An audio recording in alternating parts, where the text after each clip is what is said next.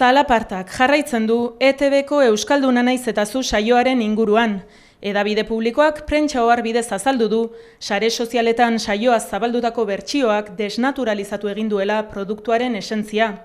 Uste du zabaldu den laburpenak konfrontazioa eragitea beste asmorik ez duela, eta saioa zeharo desitxuratu duela, nahita baztertu eta berariaz ezkutatu baitira, klitxeetatik harago programan azaldu diren hainbat eta hainbat gauza. Orain hilabete inguru, PPko Bizkaiko gaztediek, ETB bateko saioari buruz egindako laburpen bideo bati egin dio erreferentzia hedabide publikoak. Bideoaren zabalpenak eragin zuen Covite kolektiboak eta segidan PP, UPN eta PSOEk saioaren kontra egitea. Nola nahi ere, EITB bat dator saioan egin diren adierazpenetako batzuk iraingarriak izan direla, eta horretaz jabetuta, irainduta sentitu diren lagun eta taldeei barkamena eskatu die. Aurrerantzean kontrol neurriak hartuko ditu, eduki iraingarriak berriro ematea saieste aldera. Zentzu horretan, 6 atal izan ditu saioak, eta EITBek iragarria zuen ez zuela berrituko, baina polemikaren harira webgunetik kentzea ere erabaki du. Inigo Urkullu Eusko Jaurlaritzako lehendakaria jardunda ikamikaz. Bere egin du herritar askok jasan ahal izan duten iraipen sentipena. Uste baitu EITBek saio eraikitzaileak lehenetsi behar dituela, eta alden neurrian iraingarriak izan litezkenak saiestu. Bingen Zupiria kultura eta hizkuntza politikako sailburuak ere hartu du hitza. Uste dut iraingarri gertatzen direla batez ere sentimentuen inguruan jokatzen dutelako eta ez dakit sentimentuak diren gauzarik egokiena umorea egiteko. EITBek bere funtzio publikoan helburu eta ardura bezala dauka hiritar eta herritar guztientzat informazioa eta entretenimentua ematea, eta uste dut eginkizun hori kontua handiz bete behar duela. Bihar du Gobernu Kontseiluko bilera Eusko Jaurlaritzak eta PSek EITBren edukiekiko kontrola handiagoa eskatuko duela iragarri du. Polemika bukatu da, EITBko zuzendariak barkamena eskatu du, lehendakariak hitz egin du, eta gure ustez ondo hitz egin du, EITBko zuzendariak bete behar ditu, legea eta bere plan estrategiko. Gauza bat da polemika hau. Eta polemika hau bukatu da. Eta beste gauza da, ETBko eredua erreforma egitea, eta hau egingo dugu parlamentuan eta ponentzian. Eta erreforma hau edo errebizio hau handia izango da, eta alderdi guztion artean egingo dugu. Bestalde, Nafarroako Legebiltzarraren mailak adierazpen instituzional bat onartu du saioaren aurka, PSNek proposatuta. EITBri galdegin diote barkamena eska dezala eta salatu saioak ez duela errealitate instituzionala errespetatzen. Gainera, UPNek eta PPNek saioaren kontrako salaketa jarri dute gaur, eta Carlos Iturgaitz PPko europarlamentariak iragarri du Europako batzordera eramango duela gaia.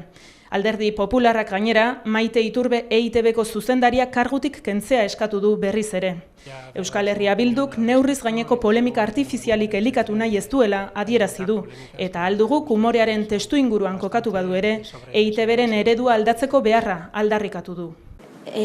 Bai, bideo honi dagokionez, programan honi dagokionez, bere testu inguruan irakurri behar dugu berri hau, umorearen testu inguruaren barnean, baino hausnarketa egitera ere gonbidatu behar gaitu berri honek, alderdi politiko guztiei eta batez ere legebiltzarrean gauden alderdieri. Gure ustez, EITBen gestioaren eredua aldatu egin behar dugu, berrikusi behar dugu, Euskadiko hiritarrek kalitatezko telebista eta irrati publikoak merezi dituztelako, eta orain dela aste batzuk legebiltzarrean bertan honen inguruko ekimen bat erregistratu genuen, gure ustez EITBen gestioak kudeak eta hobetu eta aldatu egin behar du. Polemikaren fokuak ordea, Miren Gaztañaga aktorearen gainean jarri du argia. El Guardián Invisible pelikula plazaratu berrian ageri da Gaztañaga, eta filmaren aurkako boikotera deitu dute asteburuan sare sozialetan Espainiako hainbat herritarrek.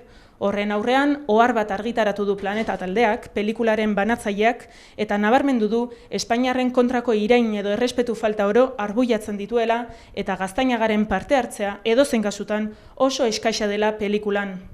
Asko izan dira, ordea, sare sozialen bidez aktoreari elkartasuna adierazi dioten aktore eta gisa guztietako herritarrak. Onintza Enbeita bertsolariak ere parte hartu du saioan eta hauxe da Bruselatik, emakume feministen biltzarretik, 11 telebistari adierazi diona. Alde batetik eta esan aurretik elkartasun osoa erakutsi Miren Gaztañagari iruditzen zaidalako lintxamendu handi bat jasaten ari dela, merezi ez duen lintxamendu handi bat. Egia da ez dagoela ondo inor ridikulizatzea, baina ezin da gauza kontestutik atera, programa hori bere ale guztietan euskal estereotipo ezari zen, programa horretan ari ginen euskal estereotipoetatik Espainiar estereotipoak nola ikusten diren aztertzen, eta beste guztia lekuz atera da, 8 minutoko lagin batetik, gaizki itzulitako lagin batetik, programa oso bat kuestionatzen ari da, eta orain gure burua defenditzeko ere aukera gutxi daukagu programaren bertsio osoa ikusteko aukerarik ez dagoelako inon.